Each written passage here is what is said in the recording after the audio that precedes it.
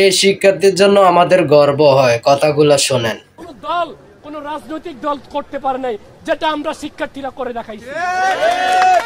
এখন থেকে আমাদের ছোট কোনো আন্দোলন না, আমাদের আমি মনে করব আমাদের প্রত্যেকটা আন্দোলন এখন কঠোর থেকে কঠোরতর হতে হবে।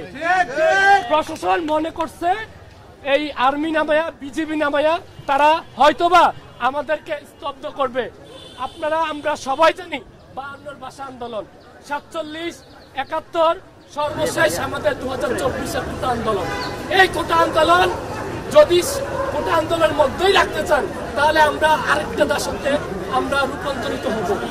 যুব সমাজ যদি না বেঁচে থাকে তাহলে আমরা কার কাছে শিখব? শিক্ষকদের গায়ে হাত তোলা হয়েছে, কারে দিয়ে দেশ পরিচালনা করব? আমরা তো গেছি, আমাদের বাচ্চাদেরকে তো সুযোগ দেওয়া হবে। তারা কে মতন মেধাবী? কথাগুলো শোনেন, মনোযোগ সহকারে কথাগুলো শোনেন।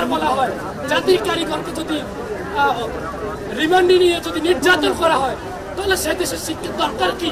এই বই ফুড়ে পেলেন, এই বই ছিঁড়ে পেলেন। আমরা পারলে ওদেরকে যত সাধ্য পারবেন ওদেরকে হেল্প করবেন, ওদের পাশে থাকবেন। আমার সংবিধান কি বলে? আজকে ভাইয়া আমরা এখানে মেডিকেল রিসার্চ করতে আসছি, আমরা এখানে ইঞ্জিনিয়ারিং, এই মেধাবীরা আগামী দিনের ভবিষ্যৎ। স্কুল থেকে আসছি। সবার প্রতি অনুরোধ, দয়া করে যে যার জায়গা থেকে আমাদের আরেকটা মুক্তিযুদ্ধ করতে হবে।